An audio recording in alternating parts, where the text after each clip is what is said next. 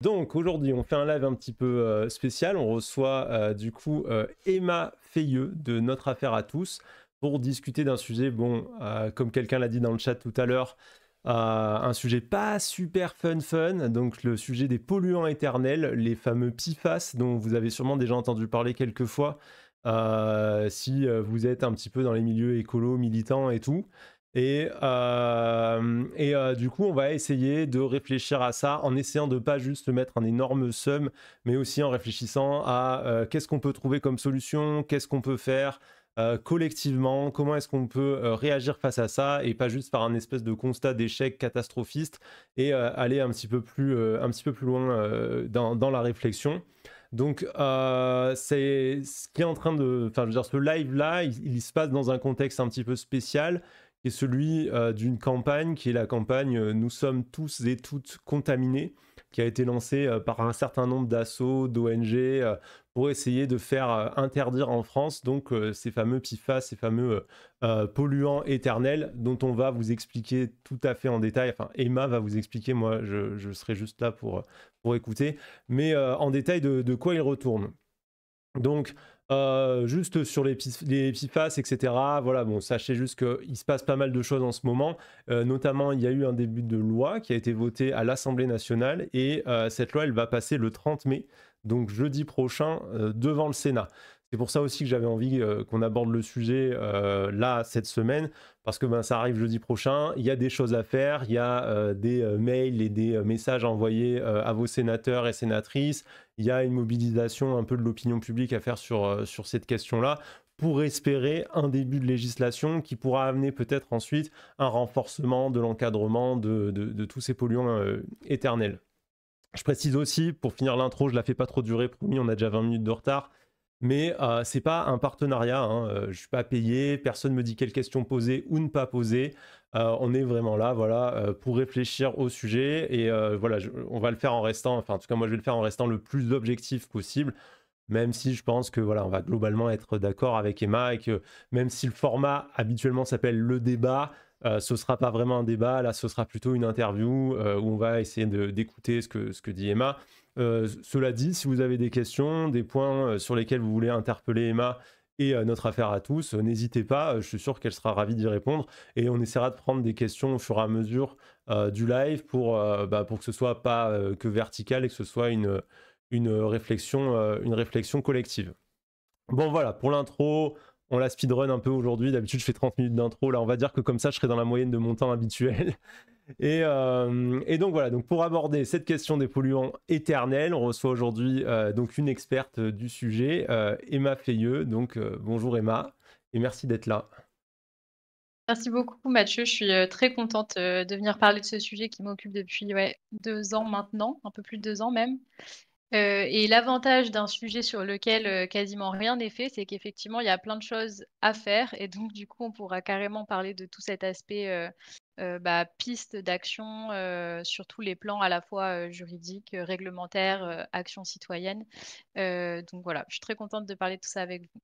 Super. Du coup, alors Emma, toi, je vais te présenter en deux mots. Tu es responsable de projet lié à la santé et aux discriminations environnementales, donc pour une association qui s'appelle Notre Affaire à tous. Tu coordonnes la démarche de Notre Affaire à tous sur les discriminations environnementales dans les Outre-mer et tu es notamment pas mal active donc sur la question des problématiques d'accès à l'eau et tu travailles aussi sur plusieurs sujets liés à la santé et notamment aux pollutions chimiques éternelles, donc les fameux PFAS. Est-ce que, en deux mots, tu pourrais nous présenter Notre Affaire à tous, qui vous êtes, ce que vous faites, puis on va passer directement dans le vif du sujet et parler des polluants eux-mêmes. Ouais, ouais, carrément. Notre affaire à tous, du coup, peut-être que alors souvent les gens connaissent d'abord pour l'affaire du siècle, qui est, une affaire juridique, un contentieux qui a fait condamner l'État, en 2021 pour inaction climatique et donc ce que fait Notre affaire à tous, c'est une ONG qui est un peu, entre guillemets «jeune» parmi les autres ONG climat, qui est née en 2015 et qui a pour but d'utiliser le droit et l'outil juridique de manière générale pour s'intéresser aux problématiques de justice climatique, justice environnementale, justice sociale. Et donc, du coup, on a à la fois des actions en justice contre l'inaction de l'État, donc c'est l'affaire du siècle, c'est justice pour le vivant en matière de biodiversité. contre l'impunité des multinationales, donc bon, évidemment Total, la BNP Paribas, Casino. Et de plus en plus d'actions qui sont liées effectivement aux inégalités environnementales et à la santé environnementale. Du coup, on s'intéresse donc là aux pollutions chimiques, on s'intéresse à l'accès à l'eau dans les outre-mer, on s'intéresse aux lieux, pardon, aux lieux de privation de liberté et à leur exposition aux risques climatiques. Donc voilà, on a tout un tas de projets juridiques comme cela. Et donc à côté de ça, on réfléchit plus globalement à comment est-ce que ces sujets auxquels on s'intéresse bah, on peut les faire monter dans le débat politique, médiatique. Et donc, voilà, quels sont peut-être parfois aussi les vides juridiques auxquels on se confronte et donc là, on se tourne du côté de la législation. On produit de la recherche un peu sur ces sujets-là et comment on travaille aussi, comment on est en fait une plateforme citoyenne qui est capable d'accompagner justement des collectifs locaux. C'est notamment ce que je fais, en outre dans les DROM, à Mayotte et en Guadeloupe sur l'accès à l'eau, mais aussi là dans la vallée de la chimie dont on va beaucoup parler aujourd'hui. Comment on accompagne ces collectifs locaux à, investir le terrain juridique qui paraît parfois un peu complexe, pour aider tout simplement, leurs problématiques, donc voilà, c'est un peu tout ça que fait notre affaire à tous, donc sur des sujets très variés, mais avec toujours cet objectif d'utiliser le droit et de aussi élargir le champ d'action du droit. OK, super. Et bah, du coup, peut-être, 1re question pour rebondir sur ce que tu dis. Donc à quel moment, du coup, notre affaire à tous a commencé à s'intéresser, aux PFAS? Comment cette question-là, elle est arrivée, dans le débat public en France? Parce que, c'est quelque chose que je crois qui était assez Mmh. connu déjà un peu à l'étranger, mais en France, ça faisait un moment qu'on n'en avait jamais entendu, enfin, on en avait quasiment jamais entendu parler. Donc comment c'est arrivé jusqu'à vous et comment vous avez commencé à vous emparer de ce sujet-là? Alors ce qui s'est passé, c'est qu'on a des groupes locaux, donc chez Notre Affaire à tous et on a un groupe local à Lyon qui a commencé à se développer à partir de 2019 et à partir de 2019, on a commencé à s'intéresser, mais alors on ne parlait pas du tout de PFAS à ce moment-là, plus aux entreprises de la vallée de la chimie et donc là, petite, pause sur ce que c'est la vallée de la chimie, c'est une zone industrielle chimique du coup, au sud de Lyon, où il y a donc des dizaines d'entreprises dont, de nombreuses qui sont considérées comme les plus dangereuses, on va dire, dans la classification des industries, et des installations industrielles. Et donc on a commencé à s'intéresser à ces industries et à surtout leurs infractions, à leurs obligations. Puisque du coup, quand ces industries, exploitent, leur activité, elles sont soumises à certaines obligations au niveau juridique et souvent, elles sont en infraction vis-à-vis de ces obligations et donc on a commencé à étudier ça et au bout de 2 ans de recherche, il y a 2 entreprises qui se détachaient du lot. Une dont on va pas mal parler aujourd'hui qui s'appelle Arkema, qui avait pour vous donner, un ordre d'idée, en 4 ans, 66 non-conformités et 8 arrêtés de mise en demeure. Donc c'est un peu, technique, mais on se rend compte juste avec les chiffres que c'est, quand même, juste un très mauvais élève initialement, quoi. Et on a commencé à construire une action en justice, pour dénoncer cette situation-là. Et ce qui s'est passé, c'est qu'on allait déposer notre recours fin mai 2022 et le 12 mai 2022 est sorti, sur France Télévisions, un reportage, donc de l'émission Vert de rage, sur justement les PFAS dans la vallée de la chimie et qui révélait du coup une contamination d'ampleur dans la vallée de la chimie. Ils avaient fait faire des prélèvements avec un scientifique néerlandais. Ils avaient fait notamment des prélèvements dans le lait maternel de plusieurs mères, qui habitaient, donc dans la vallée de la chimie et on voyait que donc elles étaient toutes contaminées. Et à partir de là, le sujet a explosé, mais vraiment au local, donc Mmh. dans les communes de la vallée de la chimie. C'est-à-dire que même à Lyon, on n'en parlait pas tant, voilà. C'était vraiment dans les communes de la vallée de la chimie et du coup, ce qui s'est passé, c'est que Arkema, contre qui on avait commencé une action en justice, est toujours, une des 2 entreprises productrices de PFAS dans la vallée de la chimie. Et donc, on a fait le lien et on a recentré toute notre action en justice sur Arkema et voilà, j'en reparlerai de comment est-ce que, enfin, pourquoi Arkema en particulier Mmh. et cetera. Mais donc c'est comme ça que c'est arrivé en France, c'est par ce reportage, donc cette enquête, journalistique en fait. Et c'est vrai que ce que tu dis, enfin, c'est assez étonnant parce qu'aux États-Unis, je pense que certaines ont vu, peut-être le film Dark Waters. Le scandale aux États-Unis a commencé au début des années 2000 Et en fait, ce qu'on s'est rendu compte, c'est qu'en France, en 2011, en 2015, on avait des rapports qui parlaient de cette contamination au PFAS. Sauf que c'est jamais arrivé, dans le débat public et donc finalement, ça a pu continuer quoi, on va dire, sous les radars. Et donc voilà, donc Dieu merci, ça a émergé, en mai 2022 et depuis, ça ne fait que monter et je pense qu'on en est encore au tout début. Mmh. J'espère en tout cas que ça va continuer à prendre de l'ampleur, pour que la mobilisation puisse se construire autour de tout ça. Du coup, est-ce que tu peux nous expliquer, de quoi on parle? C'est quoi un PFAS? C'est quoi, bon, moi je dis PFAS, toi tu dis PFAS, je sais pas s'il y a une prononciation officielle, technique, mais c'est quoi un PFAS? Comment Officielle ça se anglaise. prononce? Alors les PFAS, c'est une famille de molécules chimiques. Donc, une famille de molécules chimiques, c'est-à-dire qu'il y a des milliers de molécules qui font partie de cette famille des PFAS. Donc, par exemple, on va avoir la molécule, PFOA, la molécule, PFHXS, la molécule 6,2-FTS et toutes ces molécules-là ont en fait la même, structure chimique et donc ils sont voilà, ils font partie de la famille des PFAS. Ce qui est un peu, compliqué aujourd'hui, c'est qu'on ne sait pas combien de molécules, font partie de cette famille des PFAS. Au plus bas, on parle souvent de 4 000 molécules. Ce qu'on voit le plus revenir, c'est un chiffre entre 9 000 et 14 000 molécules, mais il y a même certaines études qui parlent de 1 million de molécules. Donc en fait, il y a vraiment une inconnue autour de voilà, quelles sont de combien de molécules on parle. Mais du coup, pourquoi est-ce que les PFAS sont problématiques? C'est la molécule, fabriquée par l'homme qui est la plus persistante à ce jour.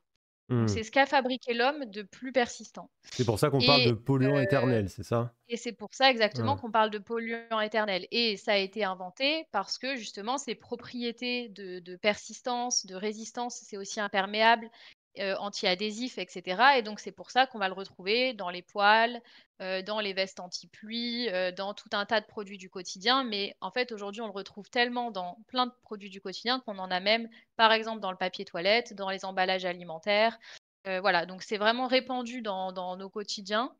Et le problème, c'est que, en plus d'être ultra persistants, ce sont des perturbateurs endocriniens, donc ils vont, et des cancérigènes, probables, pour certains, voire certains pour d'autres molécules, je veux dire.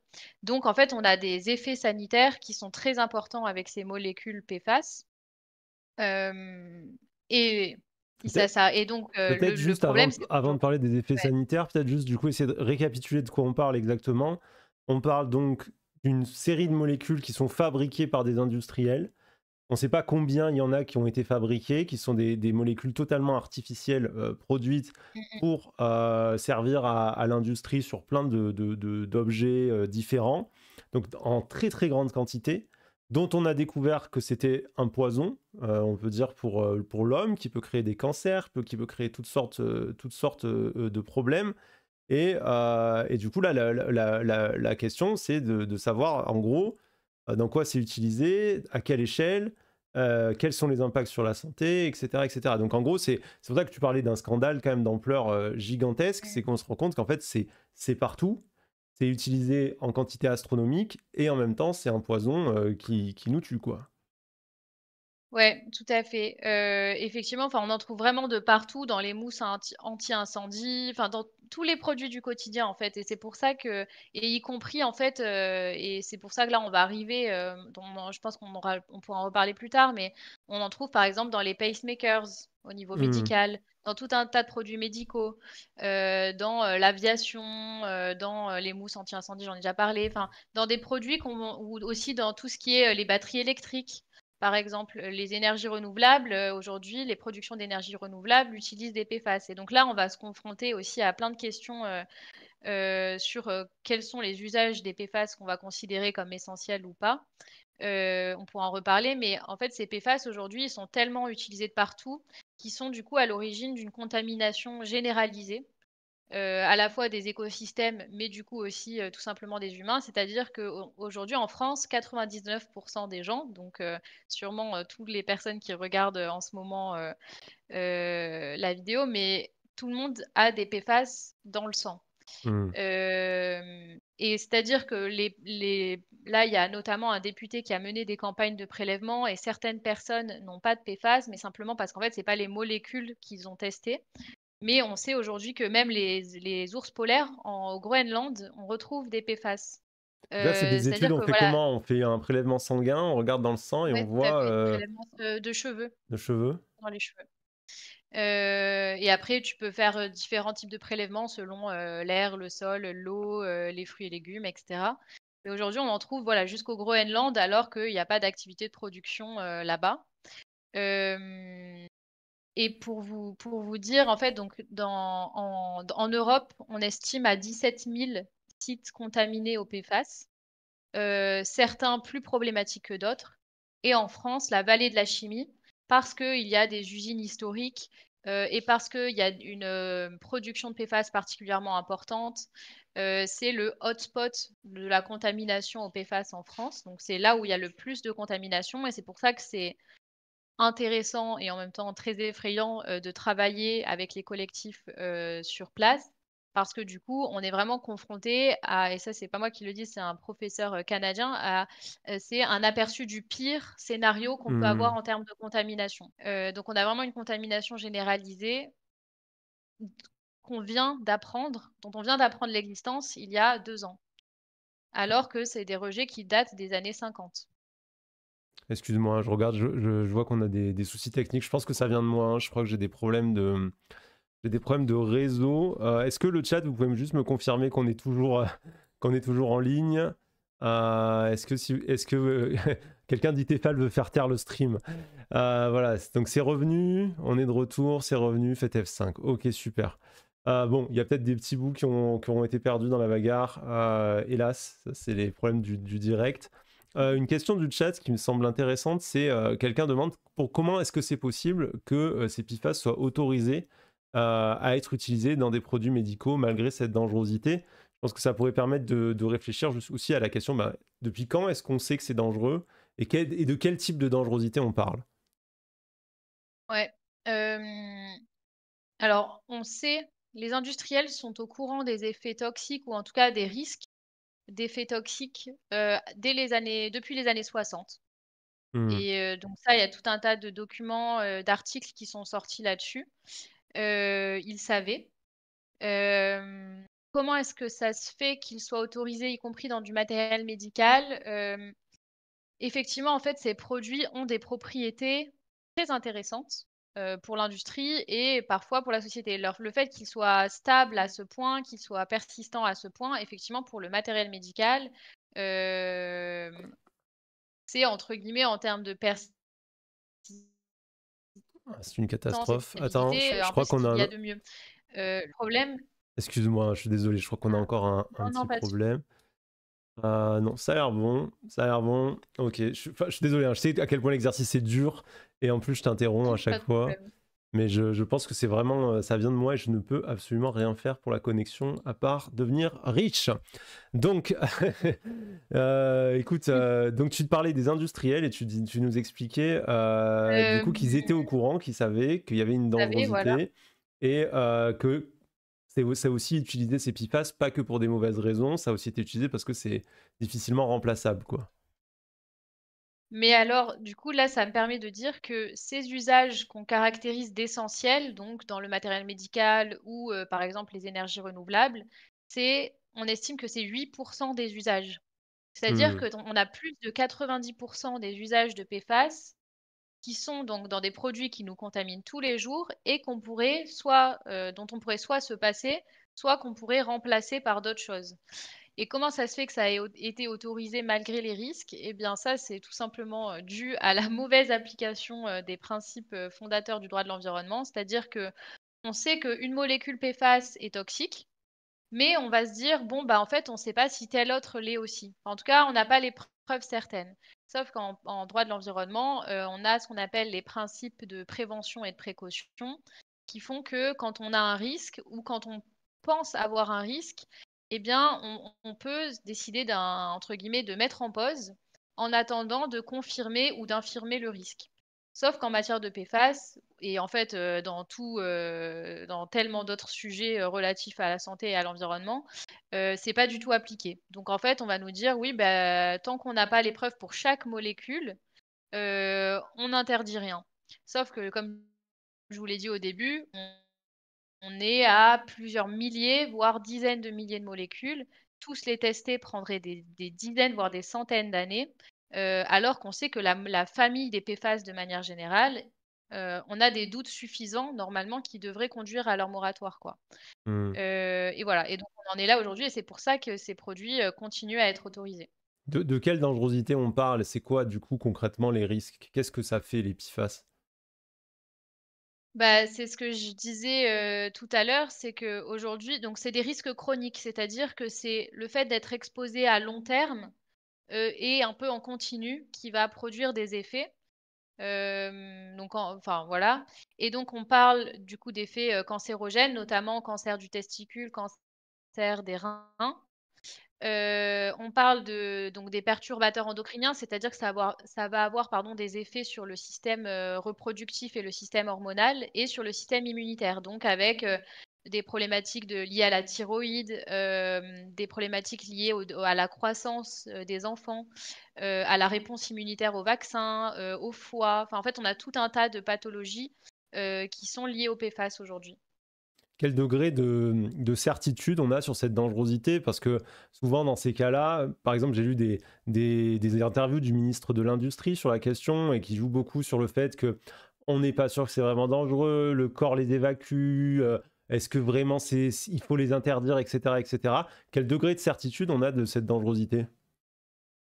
Bah, par exemple, les 2 PFAS, on va dire, historiques, les plus connus, qui ont été pour ces 2 molécules, interdits à l'échelle mondiale, c'est le PFOA et le PFOS et ces 2 PFAS ont été, classés comme cancérogènes par, le Centre international de recherche sur le cancer. Ça, c'était en décembre dernier. Mmh. Et en fait c'est là que la question de pourquoi est-ce qu'on doit envisager la famille des PFAS comme un tout et pas molécule par molécule se pose. C'est parce qu'on sait que tous ces PFAS-là, par exemple le PFOA, donc celui qui a été interdit en 2009 et qui a été classé cancérigène en 2000 la fin 2023, il a été remplacé par une autre molécule PFAS qui s'appelle, le GenX et le GenX, eh bien, quelques années plus tard, on s'est rendu compte qu'en fait, lui aussi était problématique. Et du coup, quand on remplace une molécule par une autre, qui ont les mêmes caractéristiques chimiques, quoi, ben, on retombe sur les mêmes problématiques. Et le problème, c'est que le temps de faire les tests, etc., ça prend du temps. Et donc, on se retrouve à plusieurs années se dire, bon, bah, en fait, on a juste substitué un poison à un autre. Et voilà. C'est une espèce de course absurde contre la montre où en fait, vous allez mettre 10 ans à prouver qu'une molécule, est cancérigène et dangereuse à coup d'études scientifiques extrêmement construites. Pendant ce temps, les industriels, tout ce qu'ils ont à faire, c'est de continuer à produire exactement le même poison, les PFAS, simplement en changeant le nom de la molécule. On change le nom, Petite, on en met une autre, petite variation, on refait la même merde, on refout ça un peu partout, tant pis pour les gens. Et du coup, c'est un peu une lutte sans fin tant que les PFAS, en tant que groupe d'ensemble, ne seront pas gérés et mis sous contrôle d'État, quoi. ouais, tout à fait et d'où l'importance de parler du principe de précaution. Parce qu'aujourd'hui, on a suffisamment de doutes pour se dire: «OK, il faut qu'on fasse une pause» et c'est aux industriels de prouver la non-toxicité de leurs produits. Mmh. Et ça, c'est un principe en France qui n'est pas appliqué en réalité, cette question-là de c'est aux industriels de prouver la non-dangerosité. Ce qu'on découvre avec les petits faces, pour beaucoup d'entre nous, c'est qu'en réalité, la charge de la preuve est inversée. C'est quasiment aux gens d'aller prouver en permanence, regardez, on est empoisonné. Seulement, quand on parle de risques industriels, on sait qu'on parle de risques qui vont mettre une vingtaine d'années parfois à arriver dans le débat public. Et du coup, bah, ça peut être extrêmement, extrêmement long avant qu'on on puisse prouver la dangerosité de quelque chose.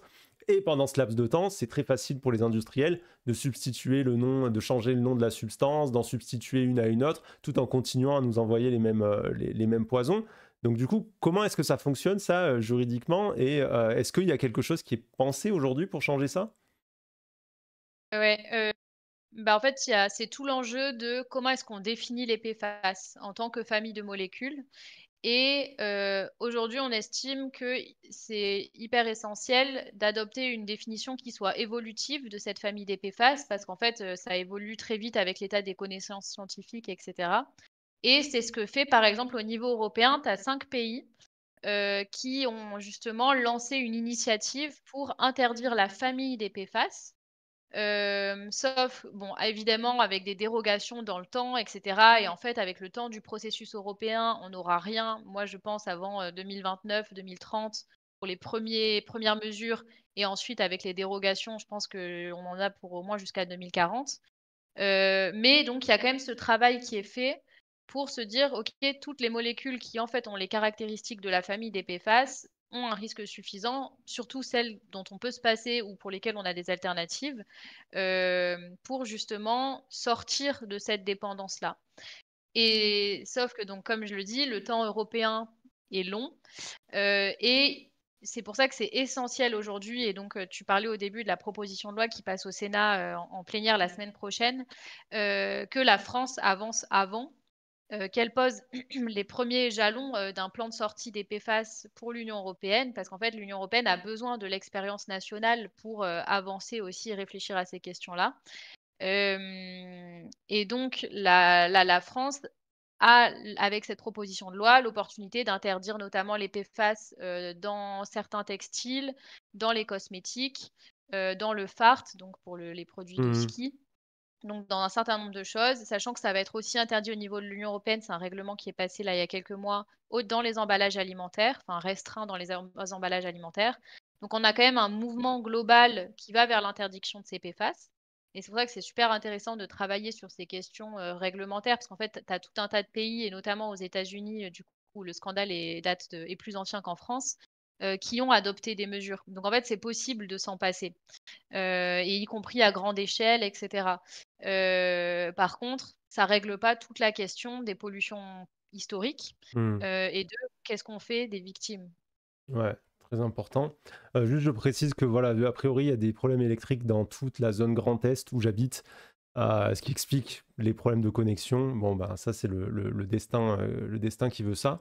Et pour rebondir sur ta dernière, intervention, du coup, la question que j'ai envie de poser un petit peu, c'est, peut-être avant de parler des victimes, c'est peut-être parler aussi des coupables. C'est-à-dire, finalement, qui, aujourd'hui, est responsable de cette contamination au PFAS? Tu nous as dit tout à l'heure, a priori, des gens qui étaient au courant que de la dangerosité de ces molécules. Et du coup, si demain, moi, je fais mon analyse en envoyant mes cheveux, à qui est-ce que je dois en vouloir? Alors, en premier effectivement, aux industriels qui produisent ces molécules. Heu, donc dans la il y a en fait et qui sont d'ailleurs en nombre restreint. C'est-à-dire qu'en France, il me semble qu'on a 5 producteurs de PFAS, Donc, c'est pas énorme. dont donc c'est pas énorme. Donc dont, Arkema, qu'on a dans la vallée de la chimie. Dans la vallée de la chimie, pardon, on en a 2. On a Arkema et Daikin. Arkema, pendant des années, a rejeté 3,5 tonnes de PFAS par an dans le Rhône, Qui est énorme. heu, qui est énorme. Sachant que c'est vraiment pour des considérations, économiques parce que, dans le même temps, Daikin, donc qui est l'autre entreprise, avait mis en place des filtres, pour filtrer ces rejets. Donc c'est même pas une question de, difficulté technique. Là, c'est vraiment un choix économique que de sacrifier, en fait, la santé, de toute la zone, de la vallée de la chimie. Voilà, mais en plus, bon, donc du coup, Arkema faisait ça. Daikin, on a appris il y a peu, dans une enquête de Mediapart qu'il rejette en fait, qui était considéré comme un peu un bon élève du coup par rapport à Arkema puisqu'ils avaient installé ces filtres. Et bien finalement, eux, c'est des rejets plutôt dans l'air. Ils rejettent jusqu'à 1000 fois, la norme de PFAS dans l'air. Donc en fait, ces industriels ont quand même Daikin va encore étendre là, ses usines, pour produire davantage de PFAS. Alors que dans le même temps, tu as quand même des industriels qui disent: «OK, on va arrêter de produire des PFAS». Parce qu'en fait, de toute manière, ça va être interdit donc voilà. Hem, on a quand même donc des industriels qui ont une attitude de mise en danger, presque délibérée, des gens autour d'eux, ou en tout cas qui manquent clairement à leur obligation de vigilance par rapport à ces risques-là. Et ça, c'est très inquiétant parce que c'est inquiétant à la fois, dans la vallée de la Chimie, ce qui se passe, c'est que du coup, l'eau du Rhône est contaminée. Donc, on a l'eau potable et ça, c'est pas moi qui le dis, c'est l'Agence régionale de santé, 160 000 personnes qui ont une eau contaminée. Dans la vallée de la Chimie et d'ailleurs en Île-de-France aussi, les gens enfin, on déconseille aux gens de consommer leurs œufs ou leurs volailles parce que contaminés. Arkema elle-même a déconseillé aux employés de consommer les légumes de ses jardins ouvriers. Donc, et voilà. Et donc, en fait, on a vraiment des impacts sur la vie quotidienne qui sont effectivement très, très directs, quoi, au-delà des impacts sanitaires, quoi. Enfin, je veux dire, c'est hyper violent de se dire que l'eau que tu bois que tes enfants boivent à la cantine, etc., est contaminée à des produits, enfin, des molécules cancérigènes à cause d'industriels qui, encore une fois, juste ne respectent pas leur obligation de vigilance. On est Euh, d'accord qu'ils ont vraiment pris une décision réfléchie. Quand tu parles de ne pas mettre de filtre ou de rejeter dans l'air, c'est un mm, choix qui a été fait, qui a été réfléchi. C'est pas accidentel, c'est pas on savait pas. Et on savait ce qu'on faisait. On a fait un calcul coût-bénéfice. On se dit, oh, bah, ça nous coûtera moins cher en procès qu'en filtre. On a mis les filtres et voilà quoi. carrément. Ouais, ouais, tout à fait. C'est-à-dire que on est vraiment enfin, par exemple, parce qu'on pourrait dire: «Bon, je sais pas, personne leur a rien demandé, donc entre guillemets». Sauf qu'en fait, ce qu'on a du coup dans nos recherches pour le procès et l'affaire ju enfin le contentieux, en 2015, les inspecteurs qui sont chargés de contrôler, ces installations avaient demandé à Arkema de contrôler ces rejets. Ce que Arkema n'a pas fait. Hmm. Heu, Encore avant ça, en 2011, on a un rapport de l'ANSES qui pointait justement, ces 3,5 tonnes de rejets par an et cetera. Donc en fait, ça fait quand même des années qu'ils savent qu'il y a un problème, qu'on leur demande des choses, sauf que bon, les inspecteurs n'ont pas forcément les moyens ensuite de suivre vraiment, bah, c'est les demandes qu'ils adressent aux industriels et pourtant voilà, les décisions ne sont toujours pas prises, quoi. Il y a quelqu'un qui demande dans le chat, est-ce qu'on sait s'il y a des jurisprudences en termes de dédommagement pour les victimes de ce genre de polluants? C'est une question assez Ouais. intéressante. Alors, carrément. En France, on n'a aucune décision pour l'instant, qui apporte des réponses aux victimes des PFAS. Par contre, on a d'autres jurisprudences sur, par exemple, des victimes de pesticides ou des victimes de médicaments. Peut-être que certaines ont entendu parler du Mediator, Mhm. qui était un médicament, bon, toxique et cetera. Et ben, enfin, voilà, à chaque fois où le Distilbène, pareil encore ou l'amiante, voilà, peut-être encore plus médiatique, les victimes ont pu avoir des indemnisations et quand on regarde sur les PFAS, quand en fait, il faut se tourner à l'étranger, à la fois aux États-Unis ou dans d'autres pays européens, il y a des victimes, qui ont été indemnisées. Alors aux États-Unis, c'est un peu différent parce que ça se solutionne souvent avec des règlements à plusieurs, milliards, enfin millions, de dollars et cetera. Hem, mais voilà, on a effectivement des indemnisations qui ont eu lieu et en France, on en est au tout début, donc on n'a pas encore, heu, j'espère que ça arrivera vite, mais on n'a pas encore, cette réparation des préjudices, mais on va se diriger vers ça. Donc c'est pour ça qu'en fait, même pour les entreprises presque, ça devient un risque juridique très important. On parle de quoi quand on parle de victimes? On parle de combien de personnes? Qui sont les personnes les plus concernées? Donc j'imagine les gens de cette fameuse vallée de la chimie, mais dans le reste de la France, comment est-ce que ça impacte les gens? Qu'est-ce qu'on sait des conséquences concrètes sur les personnes, etc. Mmh. Alors ce qui est plus compliqué que par exemple pour l'amiante c'est plus simple, on va dire, parce que c'est une maladie, identifiée qui correspond à une exposition à l'amiante. Donc on a un lien direct certain entre, le préjudice et le fait générateur, donc l'exposition à l'amiante. Pour les PFAS, c'est plus compliqué parce que c'est un spectre de pathologies, c'est une exposition chronique, donc en fait, ça peut être aggravé par d'autres facteurs et cetera. Pour autant, au-delà même du préjudice, on va dire, sanitaire, en termes de préjudice, moral, de préjudice économique, en fait, on a tout un tas d'autres, dommages qui peuvent être, dénoncés et donc notamment devant la justice. Par exemple, bah, je pense que les maisons des personnes qui habitent dans la vallée de la chimie ont bien perdu en valeur, quoi, depuis, ces Hmm. révélations-là. Ça peut être des choses comme ça, beaucoup plus, on va dire, pragmatiques. Mais en fait, voilà, donc on a ça, on a le fait de plus pouvoir consommer d'eau, pardon, d'eau potable. Ça va se chiffrer aussi, de façon très importante, quoi, quand on doit acheter des filtres, pour, chez soi, voilà. Et ensuite, bon, tu as quand même effectivement tous ces effets sanitaires. Qui est concerné? Effectivement, quand on habite à côté d'une usine ou quand on travaille dans une de ces usines, on est bien plus exposé que des personnes qui sont moins à proximité. Et donc on a plus de risques effectivement. Après, voilà, en fait, dans notre consommation quotidienne, on est exposé à des PFAS. Donc entre guillemets, tout le monde peut être une victime de ça. Peut être une victime de, par exemple, le fait que, il y ait une communication tout à fait trompeuse de Tefal qui dit que ses poils sont sûrs, par exemple, en ce moment, peut-être que vous les avez vus les pubs là sur les abribus. Nos poils sont sûrs. Bon, bah, en fait, enfin non, quand on sait qu'il y a des PFAS, toxiques dans vos poils, non, c'est pas sûr. Bref, donc en fait, le spectre des responsabilités, il est très identifié. Donc on sait vers qui se tourner. Le spectre des victimes est beaucoup plus large.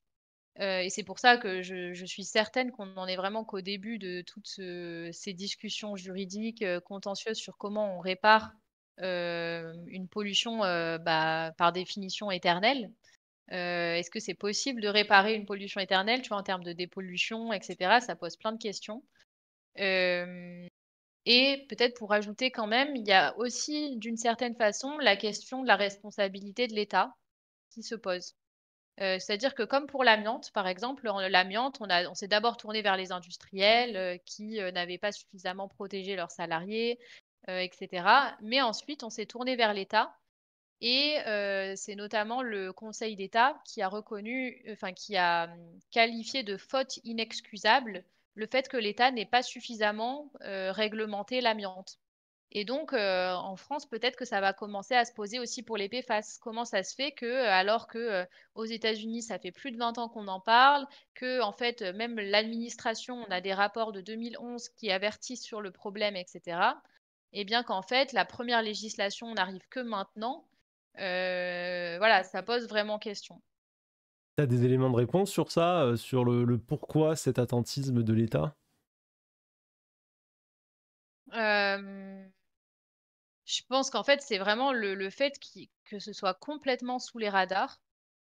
Que du coup, finalement, personne n'en parle, donc ils n'ont aucune raison de s'en occuper et puis finalement, en fait, c'est comme pour plein de problèmes, tu as une dilution de la responsabilité. C'est-à-dire que, finalement, les gens qui même étaient au courant de tout ça sont très, très peu nombreux, et tu le mets en fait, tu te rends pas forcément compte que c'est un dossier qui devrait être au-dessus de la pile.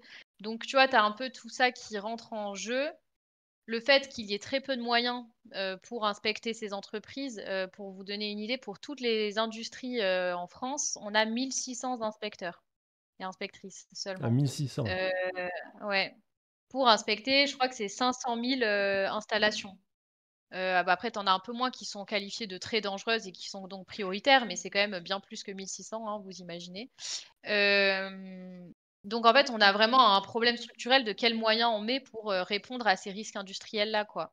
Et ça pose la question, on en a un peu parlé, avant aujourd'hui, ensemble, de, comment, on évite de se retrouver avec un scandale similaire dans 10 ans. Mmh. Parce qu'en fait, c'est ça aussi que révèle un peu le scandale des PFAS, c'est qu'au-delà des PFAS, là, on est face à un scandale historique, type amiante, type chlordécone et cetera. Mais en fait, on n'est pas à l'abri que dans 10 ans, on n'apprend pas de nos erreurs. Là, c'est ce qu'on constate, c'est qu'on n'apprend pas de nos erreurs, le droit n'est toujours pas appliqué, et finalement au bénéfice des industriels, quoi. Ouais, du coup, ouais, exactement, j'ai envie de dire, en fait, les PFAS, je trouve que c'est un sujet extrêmement important aussi pour ça, parce que ça pose vraiment cette question, comment est-ce qu'on repense la gouvernance des risques industriels pour pas se retrouver avec un scandale tous les 10 ans, parce que à chaque fois, c'est le même combat. Tu parlais de l'amiante, on est là, bon, ben, on a ça, c'est en train de nous buter, c'est hyper grave et tout, machin, il faut prouver, c'est une bataille de l'opinion publique, où il y a les industriels qui font lobbying, parce que sur les PFAS, on voit quand même qu'il y a une intention de lobbying. On l'a vu quand c'est arrivé à l'Assemblée nationale, il y avait les poils qui étaient dans les interdictions. Puis bon, de là à ce que ça arrive au Sénat, d'un coup, les poêles à frire, ça avait disparu. On a découvert le lobby des poêles à frire. On ne savait pas qu'il existait. On est vraiment dans la pire réalité où le lobby des poêles à frire est en train de nous empoisonner collectivement. Et du coup, comment est-ce que on peut imaginer dans nos mobilisations, dans notre manière d'agir, quelque chose qui permette d'éviter de se retrouver avec une répétition tout le temps de nouveaux risques industriels, de ce combat, pour faire que peut-être ça prenne plus 10 ans, mais 3. Qu'est-ce qu'on peut imaginer? Ça, c'est une question sur laquelle on a beaucoup réfléchi avec, plein de collectifs, de riverains, notamment dans la vallée de la Chimie. Parce qu'en fait, quand on vit sur un territoire, industriel, la question des risques industriels, c'est une question quotidienne et presque, quotidienne au sens que presque, du coup, elle disparaît, en fait. Parce qu'on s'habitue, parce que finalement, bon, bah, oui, on sait qu'on vit à côté d'industrie et voilà et donc il y a un certain fatalisme qui se construit un peu. Sauf que quand il y a justement des scandales qui émergent, des accidents, qui arrivent et cetera, c'est comme ça arrive malheureusement régulièrement, en France, hem et bien c'est là qu'on voit un peu toutes les problématiques, de cette gouvernance des risques industriels, dont tu parles.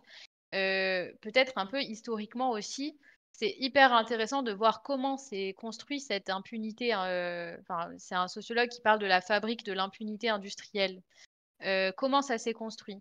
Bon déjà historiquement, on a un droit industriel qui est hyper favorable, aux exploitants. Mais dans les années 70-80, avec les vagues de libéralisation et cetera, l'État s'est désengagé, en fait, de cette surveillance des industries et donc finalement, le contrôle de ces activités-là, il est devenu de plus en plus centralisé, donc déterritorialisé, en fait. On l'a arraché aux mains, des riverains, voilà. De plus en plus opaque. Les décisions, elles se font dans des bureaux où en fait, tu as, les représentants de l'industrie, peut-être un ou 2 représentants syndicaux, mais voilà et heu et donc on a eu vraiment cette tendance vers une impunité industrielle construite par le droit, notamment. Et évidemment, il y a eu à certains, notamment voilà, après des accidents, après de grosses séquences, où on a beaucoup parlé, enfin voilà, l'accident AZF à Toulouse par exemple, ou Lubrizol en 2019, qui est peut-être plus récent. À chaque fois, on a des politiques de réponse à la crise. Donc on va Mmh. mener une étude, on va, mettre une circulaire qui va, demander aux inspecteurs d'augmenter leur fréquence de contrôle et cetera. Sauf qu'en fait, quand on met pas plus de moyens et que surtout, les citoyens sont toujours aussi loin de ces questions-là, ça ne change pas et donc régulièrement, ce que tu disais, on se retrouve avec les mêmes problématiques et donc comment on fait pour essayer de repenser un peu ces structures-là? Et il y a un exemple, de dispositif sur lequel avec, qui on travaille et qu'on essaye justement de reproduire ou d'adapter à la vallée de la chimie. C'est, un dispositif qui s'appelle les instituts éco-citoyens et en fait, c'est un dispositif qui permet justement, déjà de garantir en fait simplement le droit à l'information et à la participation, qui sont des droits, constitutionnels, hein, en matière environnementale, donc de permettre aux citoyens d'être impliqués dans ces questions-là et en fait, ce qui est hyper intéressant, c'est que ces instituts donc il y en a un qui s'est créé en fait en 2010 à Fos-sur-Mer. C'est une zone industrielle, près de Marseille, dans le sud, et ils ont un collège scientifique avec des moyens propres, donc c'est-à-dire qu'ils peuvent mener leurs propres prélèvements avec un réseau notamment de laboratoires académiques qui permettent d'analyser ce qu'ils ont à analyser et ils ont un collège citoyen et ce collège citoyen, ils sont impliqués, jusqu'au processus de décision puisqu'ils sont représentés dans le conseil d'administration et cetera. Mais ils sont formés à l'observation scientifique, c'est-à-dire qu'ils vont mener eux-mêmes des prélèvements. Ils vont pouvoir faire remonter leurs questions sur, «OK, bon, bah, en fait, je crois que j'ai identifié tel risque, est-ce qu'on peut en parler? Est-ce qu'on peut avoir des réponses? Comment on fait?» et cetera. Et donc, en fait, autour de ces dispositifs-là, on a, vraiment donc une information qui déjà circule et qui se crée, une information qui est adaptée au territoire, y compris un peu en mode, comme si c'était un observatoire ou une vigie citoyenne plutôt, de long terme. C'est pas juste une étude post-crise. C'est-à-dire que sur le long terme, on va pouvoir avoir un observatoire qui va justement, bah, surveiller, les différentes, pollutions qu'il peut y avoir et cetera. Et donc, en fait, on voit que le débat, par exemple, le débat public à Fos-sur-Mer sur les risques industriels, il a vraiment changé de nature avec cet institut éco-citoyen. C'est-à-dire que aujourd'hui, on parle sur la base d'études scientifiques, d'observations, etc. Et ça n'a pas pour conséquence pour autant de dépolitiser le débat. Simplement, on a vraiment changé de posture. Les personnes investies se réapproprient en fait ces problématiques parce que enfin voilà, je sais pas si on se rend compte, mais dans la veille de la chimie, par exemple, quand on est confronté au scandale des PFAS, on a vraiment tous les symptômes de, entre guillemets, une crise démocratique, puisqu'en fait, il y a une perte de confiance énorme, on se sent impuissant, on ne sait pas quoi faire, comment agir. On a parfois peu de réponses, ou en tout cas des réponses où on ne sait pas vraiment ce que ça va changer concrètement au quotidien pour nous. Et donc ces instituts éco-citoyens, ces dispositifs, ils permettent quand même d'envisager un changement, en tout cas c'est ce que moi je pense, un changement dans la gouvernance des risques industriels qui permettrait typiquement en fait, c'est-à-dire que si on avait eu cette structure dans la veille de la chimie, bah, en fait, le rapport de 2015 qui demandait à Arkema de surveiller ces rejets, bah, on l'aurait repéré. Mmh. Parce qu'on aurait eu des gens chargés de ces questions-là, formés et cetera ou accompagnés par des experts, voilà pour surveiller tout ça. Donc ça ne règle pas tout, mais je pense que ça permet vraiment de réinventer comment on pense, comment on vit avec ces risques industriels. Je ne sais Ouais, pas si c'est hyper clair, je peux non, carrément c'est très clair et je trouve que ce que tu dis à la fin, je pense que ça aide vraiment à se mettre l'image en tête. C'est que dans le cas d'Akema, du coup, en 2015, c'était il y a 9 ans. Si ça avait été repéré, c'était presque 9 ans de gagné dans une bataille qui va durer des années, des années, des années. C'est énorme. Et on peut pas même parler en termes de vie et de questions de santé. C'est des vies qui vont peut-être pouvoir être moins impactées par ces polluants, par toute cet empoisonnement, etc. Donc c'est extrêmement important d'avoir cette vigilance collective. Est-ce que tu peux redonner le nom des initiatives et est-ce qu'il y en a du coup un peu partout c'est, du coup, donc là, à Fos-sur-Mer, c'est l'Institut éco-citoyen pour la connaissance Mhm. des pollutions. Voilà le titre exact. Et ce qui est intéressant, c'est qu'effectivement, aujourd'hui en France, parce qu'en fait, ce modèle un peu de science participative, plus démocratie environnementale, etc., c'est quelque chose, par exemple, aux États-Unis, la science participative, qui est hyper répandue. Et d'ailleurs, vous le verrez si vous regardez le film Dark Waters. Dark Waters, c'est ce qu'ils ont réussi à faire, enfin, dans la vraie histoire, et donc c'est reproduit dans le film, c'est que pour construire la preuve, ils ont fait une campagne de prélèvement parmi les citoyens. Mais c'est une des plus grosses une des plus grosses études épidémiologiques, pardon, qui a été menée parce qu'en fait, tout le monde s'est mobilisé, etc. Enfin, vous verrez, c'est super intéressant comment ils ont fait ça. Et donc, pardon, je reviens à la France. Du coup, sur l'Institut éco-citoyen, ce qu'on voit, c'est que dans d'autres zones polluées en France, se développent des dispositifs similaires qui créent un peu un réseau, en fait, de plus en plus. Donc, on a à Rouen, près de Lubrizol, à Sainte-Pazanne, où il y a une énorme problématique de cancer pédiatrique, dans l'Aude, dans les pays du Mont-Blanc, où là, c'est plus des problématiques liées à la pollution de l'air. Et donc, dans la vallée de la chimie, les réflexions sont justement en cours pour créer une structure similaire.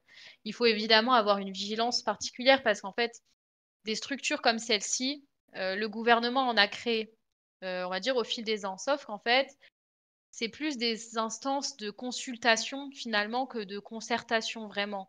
C'est-à-dire que bon, bah, on met une instance et on dit bon, bah, c'est bon, les citoyens peuvent être informés par ce biais-là. Sauf qu'en fait, tant qu'on ne repense pas vraiment la place du citoyen et que c'est juste pour cocher la case de j'ai bien fait passer l'info, ça ne changera pas. Mhm. Et donc voilà, ces dispositifs-là qui se créent un peu en réseau là depuis quelques années en France, ont vraiment pour but d'aller vers cette dynamique-là. Sur un autre sujet, mais qui bon, on reste sur les PFAS évidemment, j'ai lu des articles sur les PFAS où on voit des gens qui travaillent dans des usines qui disent en gros, bon, ben, on m'empoisonne, j'en suis conscient, mais je veux pas que ça s'arrête, je veux pas que les usines ferment parce que j'ai peur de perdre mon travail. D'ailleurs, je parlais du ministre de l'Industrie à l'Assemblée, il a énormément œuvré pour empêcher l'interdiction des PFAS en jouant sur cette peur de la perte d'emploi, du chômage, etc. Et ils ont pas mal décrié, les députés de droite et d'extrême droite, une écologie qu'ils ont qualifiée de punitive et qui menacerait l'industrie.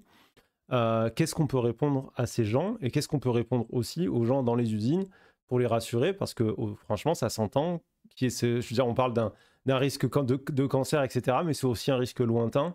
Là où le chômage, c'est un risque immédiat, c'est terrifiant et du coup, on peut comprendre que des gens se disent: enfin, j'ai mes gosses, il faut que je garde mon boulot et que je m'en sorte, quoi. Ouais. Ouais, ouais, carrément, cette question de l'emploi, elle est vraiment aujourd'hui manipulée par les industriels.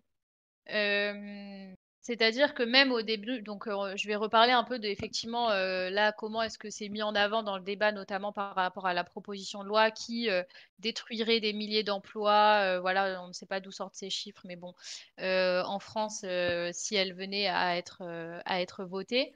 Mais en fait, effectivement, dans la veille de la chimie, il y avait vraiment cette question de: «Vous voulez détruire nos emplois», un petit peu au début.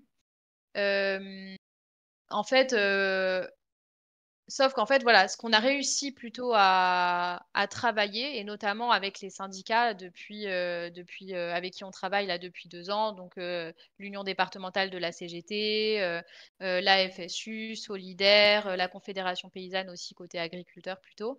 Parce que du coup, tous ces syndicats-là dont je parle, avec d'autres associations, on est réunis au sein de ce qu'on appelle l'Alliance écologique et sociale du Rhône, et une coalition de syndicats et d'assauts écolos qui, voilà, pour discuter sur ces sujets-là. Et donc, ce qu'on a réussi à travailler dans l'Alliance écologique et sociale, c'est de mettre en avant qu'en fait, pour les employés de ces usines, c'est la double peine. Parce qu'en fait, tu es contaminé au travail, tu es contaminé chez toi, dans ta vie personnelle, parce que souvent, on habite à proximité des usines. Et donc, il y a vraiment cette double peine. Sauf qu'en fait, derrière, eh bien, il y a les directions des entreprises qui envoient des mails internes. Et ça, c'est énormément ressorti, notamment de la part de Tefal qui envoyait des mails internes à ses employés-là en amont de la proposition de loi, euh, qui leur disent en fait, vous inquiétez pas, en gros, vous êtes sûrs et faites-nous confiance. C'est eux qui, c'est les personnes qui dénoncent les PFAS qui veulent attaquer vos emplois et voilà. Sauf qu'en fait, ça c'est aussi énormément sorti, c'est-à-dire que les gens qui travaillent dans ces industries sont beaucoup plus contaminés que la moyenne. Et donc, en plus d'une façon, c'est-à-dire que bon, déjà, ils sont insuffisamment protégés, mais qu'en plus de ça, par exemple, les prélèvements qui sont menés dans leur sang, etc., par l'entreprise, les résultats de ces prélèvements ne leur sont pas communiqués, ou alors juste à l'oral par la médecine du travail. Ça, c'est des retours qu'on a eus de salariés ou d'anciens salariés.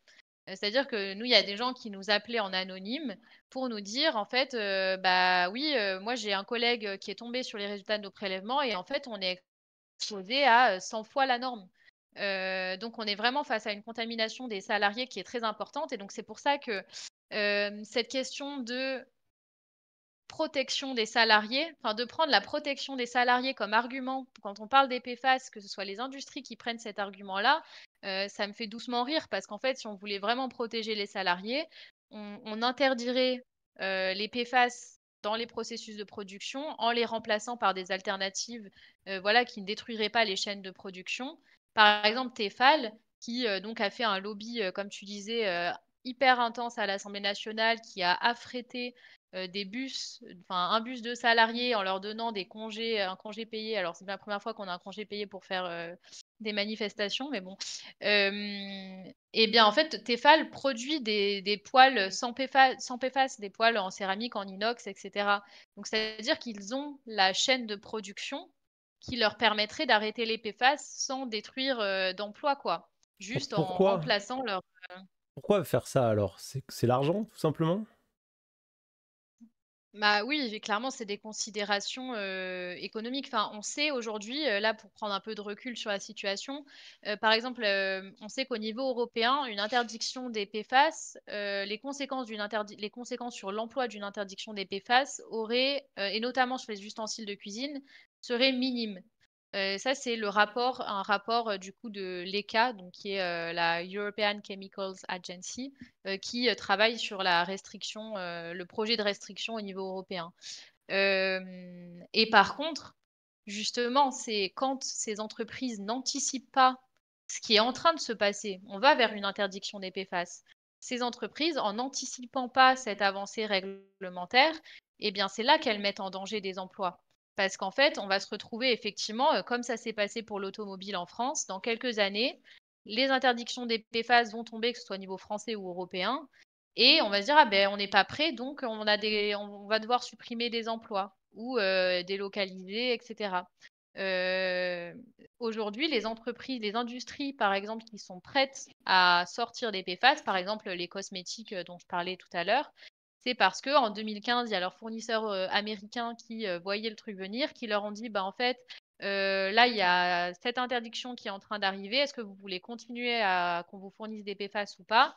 Les industries du cosmétique, que ce soit les industries du cosmétique bio ou, par exemple, les groupes du luxe, ont dit: «OK, on arrête», et aujourd'hui, elles sont prêtes. Donc en fait, même en termes d'anticipation, industrielle et réglementaire, heu, il y a aucune raison, si ce n'est, les bénéfices économiques à court terme quoi, qui, justifient de continuer les PFAS. OK. Non, c'est assez passionnant, je trouve, cette question des PFAS et de tout ce que tu nous racontes depuis tout à l'heure. Et je trouve aussi que ça questionne pas mal en fait notre rapport à la question du risque écologique. Je trouve que le risque écologique, on l'a beaucoup pensé d'un point de vue qui était celui de l'action individuelle, en renvoyant un petit peu la gestion du risque, pas forcément dans des associations comme les tiennes, etc., mais de la manière dont c'était vécu par les gens. Il y avait quand même cette idée qu'il y avait quelque chose qui reviendrait presque à une forme de consommation, qu'il appartenait à chacun de réguler ou de raisonner. C'était bon, bah moi, voilà, je vais manger bio, je vais aller vivre à tel ou tel endroit, je vais utiliser telle ou telle marque, et je me préserverai moi, je préserverai ma santé, et puis un peu tant pis pour les autres. Et ce qu'on voit avec les PFAS, ben, c'est que ça, c'est fini, quoi. En fait, en gros, c'est pas qu'une histoire de poils. En fait, Ouais. c'est l'eau, c'est l'air, c'est le potager, comme tu disais tout à l'heure, c'est les œufs des poules. Si on est dans une zone contaminée comme la vallée de la chimie, en fait, ça nous tombe sur la gueule dans tous les cas. Et donc, en fait, je trouve ce qu'on apprend de cette histoire de contamination au PFAS, c'est qu'on peut pas juste sauver son cul, quoi. Il n'y a pas de possibilité de distanciation du risque. Et je trouve que ça nous met face à la réalité du risque industriel en général, hein. Il n'y a pas de possibilité de le renvoyer à un ailleurs. On est tous dans le même bateau et il y a une vraie rupture forcée avec une certaine approche individualiste, même sur une question de classe où on voit cette question des personnes qui travaillent en usine. Comment est-ce qu'on fait pour les convaincre qu'ils ne vont pas perdre leur emploi? On est obligé de travailler avec les syndicats. Et on voit qu'en fait, l'écologie devient très très politique, et d'une politique qui est très intersectionnelle d'une certaine manière, qui va recouper plein d'autres questions, etc. Je sais pas si c'est quelque chose que tu ressens de ta position, et si oui, qu'est-ce que tu en penses? Mais enfin oui, carrément, effectivement, enfin, tu vois, c'est un peu l'inconvénient, on va dire, que de présenter le débat des PFAS comme, par l'angle unique de la consommation. Parce que comme tu dis, ça renvoie à en fait, bon, bah, changez vos poils quoi, en gros. Hmm. Sauf qu'en fait, voilà, c'est pas qu'une question de poils, il y en a de partout, et aujourd'hui, en fait, comment dire? Ça révèle plein de problématiques structurelles, auxquelles on ne peut pas échapper, et qui en plus, renvoient effectivement à, comment on produit, pourquoi, comment, enfin, hem, donc aujourd'hui, la question des PFAS renvoie à cette question des risques industriels, mais en fait, comme toutes les problématiques, pardon, de santé environnementale, c'est-à-dire que effectivement, c'est des éléments environnementaux, c'est-à-dire que parce que ces molécules, vont polluer l'air, l'eau, les sols, et cetera, qu'on va se retrouver contaminé. C'est une exposition environnementale, quoi. Hem Mais en fait, cette exposition environnementale, elle touche très, très, très directement juste nos conditions de vie, quoi, et en fait, nos droits fondamentaux, quoi, pour, aller Hmm. jusque-là. Mais dire, le droit à la vie, le droit à la santé, le droit à la vie privée et familiale, toutes des ça, c'est toutes des choses dont cette problématique des PFAS, mais d'autres sujets aussi, nous privent. Parce que, encore une fois, quand on nous dit que, bah, en fait, on peut plus allaiter notre enfant parce qu'on va le contaminer encore plus que ce qu'il est déjà, parce qu'en fait, déjà au stade du fœtus, il a été contaminé, par, là où il vit. Bah, en fait, enfin, voilà, les conséquences, elles sont là, quoi, sur, le choix d'une mère d'allaiter ou pas son enfant, sur, comment est-ce que juste on boit notre eau. Hem, Sur même, en fait, par exemple, les gens qui choisissent de consommer bio, dans la vallée de la chimie, Bah, en fait, c'est presque, dérisoire aujourd'hui parce que finalement ces légumes-là, ils sont arrosés avec l'eau du Rhône. L'eau Mmh. du Rhône qui est contaminée au PFAS et c'est pour ça que dans notre action en justice, par exemple, on a des syndicats, d'agriculteurs bio, qui s'y sont joints parce qu'en fait, la pro si pour eux, si on commence à tester les légumes et cetera, à voir qu'en fait, il y a des PFAS, ils ne pourront plus vendre. Donc les conséquences économiques, elles sont hyper fortes et du coup, pour les personnes, je veux dire, quand on renvoie à des choix individuels, on peut choisir de consommer bio, sauf qu'en fait, quand ils sont contaminés par autre chose que par les pesticides que l'agriculteur, pardon, choisit de mettre, d'utiliser ou pas, là, on se retourne vers, ce que tu disais, ces risques industriels, ces pollutions industrielles et enfin, voilà, comment on accepte de les réguler ou pas. Ouais, c'est super intéressant. Je pense que c'est un peu une transformation profonde des luttes quoi, qui se jouent autour de ça. C'est dommage qu'il faille que ce soit ce type de risque qui nous tombe sur la gueule et en même temps, je pense que c'est des risques qui sont mobilisateurs. Paradoxalement, une question que j'ai envie de te poser en tant que spécialiste de ces sujets-là, c'est que j'ai l'impression que d'un scandale à l'autre, on est dans une société en fait où la question du risque industriel commence à se banaliser d'une certaine manière et que les choses se répètent et paradoxalement, ça nous choque de moins en moins. Moi, quand j'ai découvert les PFAS, je vais être honnête, ma première réaction, je te jure, je tombe sur une vidéo, ça doit être Camille Etienne, un truc comme ça. Franchement, j'ai zappé, j'ai sweepé. Alors que ça m'intéresse normalement ces sujets-là, mais je me suis dit, oh, encore. Et je suis passé à autre chose. Et après, je me suis dit, non, mais t'es con là. Et je suis allé chercher, je suis allé fouiller, mais je suis peut-être quelqu'un d'un peu militant quand même sur les bords. Et je me dis, l'opinion publique, le commun des mortels, j'ai pas l'impression qu'on ait forcément réussi à les atteindre sur cette question, qui pourtant, bah, justement, comme on vient de le dire, touche tout le monde. C'est dans l'eau, c'est les enfants, ça devrait être un truc qui nous touche, qui nous mobilise, et on n'y arrive pas forcément. Ouais. Et j'ai l'impression qu'on a atteint un petit peu un pic où le degré de destruction en fait de la société industrielle, il est tellement important que il dépasse notre capacité presque humaine, enfin de représentation, et qu'on n'arrive plus en fait à assimiler l'information. Surtout qu'on parle de risques qui sont, oui, irréversibles, mais qui sont aussi invisibles et qui vont se projeter. Pour les voir venir, il faut se projeter dans un futur très lointain. Donc ça nécessite vraiment, enfin, je pense, un travail de représentation sociale qui est assez difficile à faire.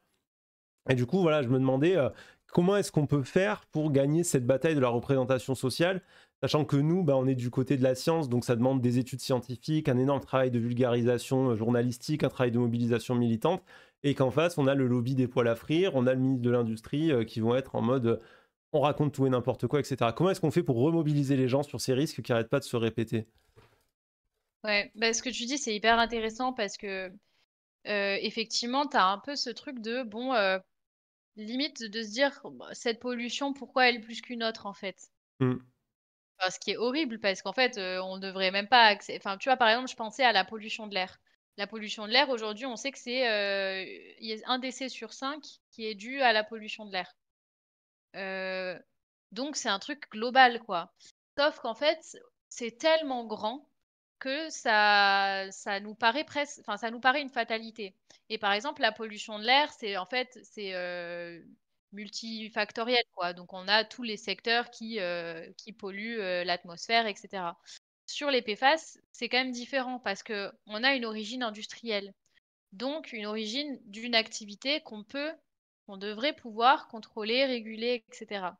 Donc on est quand même face à un truc un peu différent et en même temps, pour travailler sur le sujet depuis plus de 2 ans, hem, c'est un peu enfin voilà, Camille Etienne, elle parle de vortex des PFAS et je trouve que le terme, il est assez vrai parce qu'en fait, moi maintenant, je sais que, tu vois, ça m'arrive bon, bah, je me brosse les dents ou je fais un truc avec un objet, random et en fait, je me dis: «Bon, bah, là, il y a je fais un là, c'est des PFAS, là». Tu vois? Mm. Tel objet que j'utilise tous les jours, bon, bah, en fait, c'est des PFAS et du coup, c'est un peu vertigineux de se confronter à ça.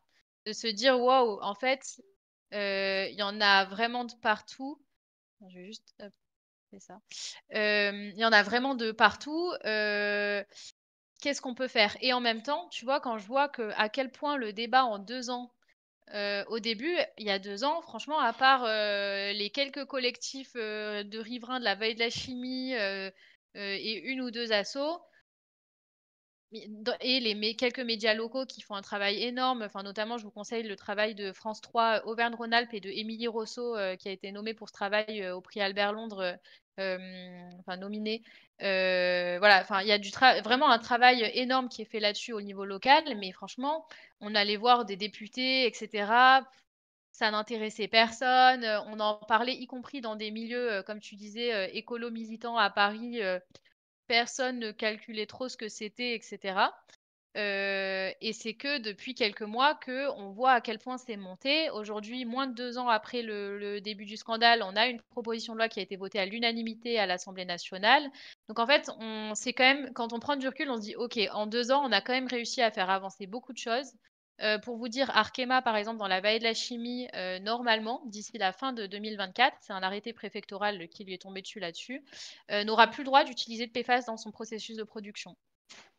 Donc, et ça, c'est pas dû à la volonté de l'État, hein. Je veux dire, comme je vous l'ai dit, l'État, ça fait des années qu'ils sont entre guillemets au courant, ou en tout cas qu'ils auraient pu l'être. C'est parce qu'il y a eu une mobilisation citoyenne, une pression citoyenne, des gens qui en ont parlé, qui sont allés demander des comptes à tous les élus locaux, à toutes les administrations. C'est cette pression-là qui a permis d'arriver au fait que Arkema va devoir couper le robinet. Et le but, c'est que ça continue. C'est-à-dire qu'en gros, il y a 2 enjeux aujourd'hui. Il y a l'enjeu de couper le robinet, et donc ça, c'est tout l'enjeu de la réglementation, de voilà, comment est-ce qu'on soutient cette proposition de loi, à l'Assemblée nationale, même si effectivement, elle a été un peu, amoindrie, on va dire, par exemple sur les ustensiles de cuisine, elle reste quand même une avancée, assez historique. En tout cas, un premier pas qui est essentiel. C'est-à-dire que si on ne fait pas ce premier pas la semaine prochaine au Sénat, on s'est relancé pour des années. Et en fait, chaque molécule de PFAS en moins qu'on met dans l'environnement, presque c'est des vies qu'on sauve aussi, quoi. Enfin, le calcul n'est pas mathématique, je veux dire, mais c'est ça, vraiment la relation qu'il faut comprendre. Donc soutenir ces réglementations-là, et donc ça passe par, alors ça peut passer par plein de manières différentes, mais notamment, l'association Génération Future a lancé un outil qui s'appelle Shake ton politique, où vous pouvez vraiment en 3 clics, interpeller votre sénateur, et ça marche. C'est-à-dire qu'à l'Assemblée nationale, il y a eu, des milliers d'interpellations aux députés, et ça, enfin voilà, et les gens ont participé au débat, il y a eu, des discussions sur le sujet, enfin c'était, quand même très important. Et là, au Sénat, le Sénat, c'est quand même des discussions qui sont moins médiatisées qu'à l'Assemblée nationale, et il faut pas laisser la pression retomber justement. Donc voilà, n'hésitez pas à aller voir cet outil-là, Shake ton politique, j'essaierai peut-être de le mettre dans la discussion. Ouais, Hem, ce serait super, je reposterai en story. Je sais que Camille Etienne, je crois, en a parlé sur sa ouais, page. tout à Donc, fait. allez regarder sur la page de Camille Etienne si jamais vous voulez trouver. Check ton politique, ça c'est très efficace, hein, ce genre de mobilisation. Et je rebondis sur ce que tu dis, c'est le fait que on a parfois l'impression d'être totalement impuissant, que tout ça est gigantesque. J'ai vu passer des messages là dans le chat. Quelqu'un qui dit ça fait tellement flipper que moi je préfère presque pas savoir. Quelqu'un qui dit carrément on se sent complètement dépassé et impuissant. Euh, le fait est qu'on n'est pas impuissant. Ce qu'on fait, ça fonctionne. Et il n'y a pas forcément besoin, justement, je parlais tout à l'heure de cet affaiblissement de l'opinion publique sur des sujets qui sont très graves. C'est vrai qu'on n'a pas forcément toujours les relais médiatiques qu'il faudrait, mais il y a quand même aussi un réseau militant qui devient de plus en plus efficace, de plus en plus formé, professionnel aussi, on peut dire, et qui est très très capable, et qui aujourd'hui, ben, enfin en tout cas la démonstration, elle est assez impressionnante sur les PFAS, qui est capable d'arriver à ce que la chose soit amenée jusqu'à l'Assemblée nationale. Je peux vous dire que moi, qui essaie d'alerter sur des risques terroristes depuis des années, qui a été en contact avec des députés, où il y a eu des projets de loi qui malheureusement ne sont pas passés à l'Assemblée, etc., des trucs comme ça, je veux dire que c'est loin d'être facile, loin d'être gagné, et que quand on y arrive, il faut vraiment prendre les victoires pour ce qu'elles sont. C'est vraiment un signe d'une ère du temps qui change, où les gens n'ont plus envie de se laisser faire, et il faut vraiment se mobiliser, quoi. Donc vos mobilisations ne sont pas inutiles, c'est pas des coups d'épée dans l'eau, ça amène des résultats concrets qui sont en train aujourd'hui d'amener un changement de la législation et de forcer des Arkema, des entreprises et tout, à changer leur manière de faire. C'est extraordinaire quand même. Et justement, je pense que là, on est justement encore dans la période où on peut obtenir des choses. Et que le truc, c'est que si on laisse passer, etc., bah, en fait, ce sujet va être remplacé par un autre. Et donc là, c'est vraiment, s'il y a une semaine dans laquelle il faut agir ou en tout cas une période dans laquelle il faut agir, c'est maintenant, cette semaine et pour les semaines qui vont venir parce qu'on est encore dans un, momentum, PFAS où le sujet est en train de monter. Il faut pas le laisser retomber et effectivement, en fait, il y a tellement de sujets, horribles, révoltants, frustrants, déprimants et cetera que Heu, on peut avoir ce sentiment de se dire: «Bon, en fait, je suis pas capable de, communiquer de sur tout, de me mobiliser sur tout» et cetera. Mais juste, en fait, déjà, être au courant que ça existe, les PFAS, ce que c'est, où on en trouve, qui sont les responsables, d'en parler autour de vous, même à voilà, à vos familles, à vos proches et cetera. De dire, en fait: «Est-ce que tu sais que ça existe?» parce qu'on en parlait aussi un peu avant, l'amiante, par exemple, aujourd'hui, tout le monde est conscient de ce que c'est. Quand on achète une maison, on sait que, bon, bah, s'il y a de l'amiante, c'est quand même mauvais signe. En fait et ça, c'est parce qu'il y a eu on a parlé du sujet, que ça a été identifié, mais ça a mis des années. L'objectif, ce serait que ça ne mette pas autant de temps pour les PFAS et qu'en fait, dans quelques années, tout le monde se dise: «Ouh là, mais en fait, attends, il y a moyen que dans tel produit, il y ait des PFAS, je vais pas en acheter, quoi». Comme aujourd'hui, on achète ça ne nous viendrait pas à l'esprit d'acheter une maison qui est, pleine d'amiante, voilà. Il faut qu'on arrive à ça et le meilleur moyen pour ça, c'est vraiment d'en parler. Déjà autour de soi, d'être conscient du truc et ensuite évidemment si c'est un sujet sur lequel, vous avez envie de vous investir, il y a effectivement plein de collectifs à la fois, locaux ou des associations nationales, comme, Génération Future, Notre Affaire à tous, plein d'autres qui travaillent là-dessus. Voilà, on a besoin de monde. Pour l'instant, on est peu nombreux en fait à travailler sur le sujet. Et donc on a effectivement, bénéficié du travail de Camille Etienne qui a, une audience, beaucoup plus large que nous, et qui est donc a mis un peu le sujet, on va dire, à l'agenda, médiatique écolo, quoi. Mais en fait, s'il y avait pas Camille Etienne ou des influenceurs, Instagram qui vont parler de ces sujets-là, comment est-ce qu'on fait, quoi? Et en fait, c'est avec vraiment des gens, qui vont, venir s'investir avec nous, interpeller les gens, voilà.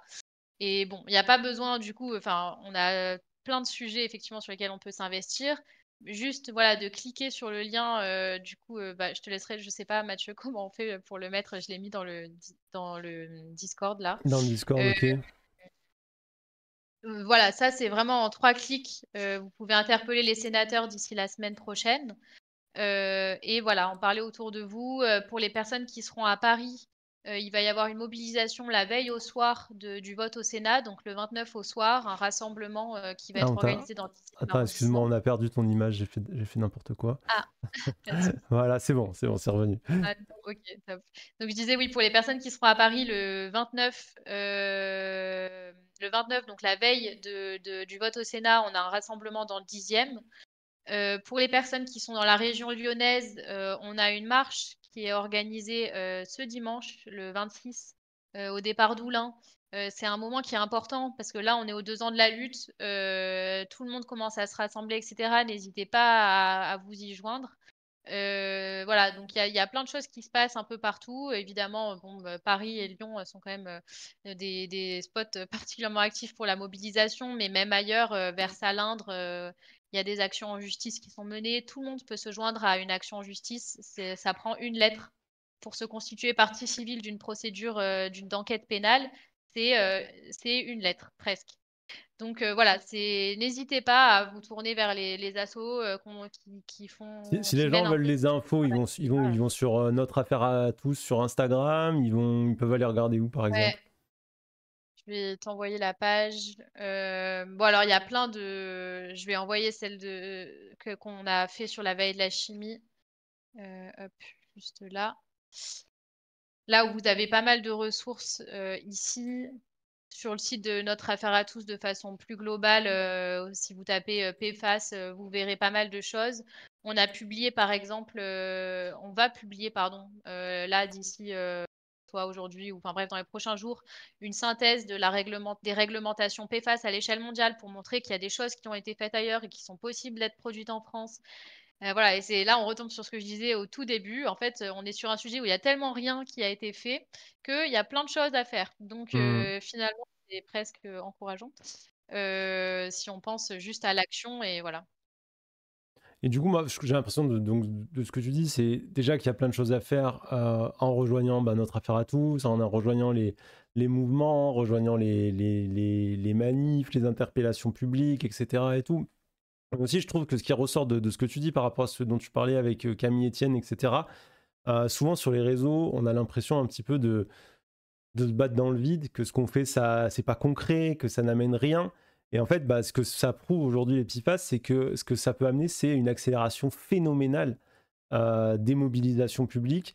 Parce que s'il n'y avait pas toutes ces personnes pour soutenir Camille Etienne, en fait, la voix de Camille Etienne, ce serait juste une voix parmi les autres. Et on n'arriverait pas à ce que des députés, des sénateurs se sentent l'obligation de s'emparer du sujet. Parce que sur les PIFAS, il y avait un sénateur écolo français qui, je crois que ça va faire 5-6 ans qu'il était sur le coup. Je ne sais pas si je me trompe, hein, mais ça faisait quand Un même peu moins. un Mais peu ouais. moins. Pardon, mais je crois que il me semblait que ça faisait assez longtemps, quoi. Ça faisait un bon moment qu'il était sur l'affaire et il n'arrivait pas à mobiliser, même du côté de sa propre majorité. Et Ouais. aujourd'hui, on voit que, comme il y a un intérêt sur les réseaux, comme il y a un intérêt public, ça aide. Et du coup, j'ai envie de passer ce message-là aux gens, c'est de dire ce que vous faites, c'est utile.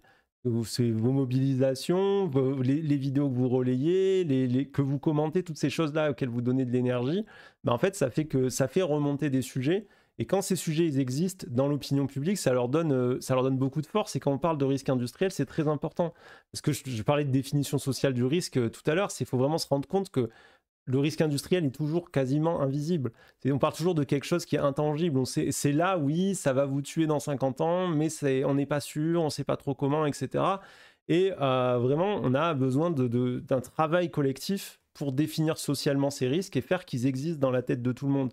Comme tu disais, l'amiante aujourd'hui, ça existe dans la tête de tout le monde. Les PFAS, on arrive aujourd'hui à ce que ça existe dans la tête de tout le monde assez rapidement.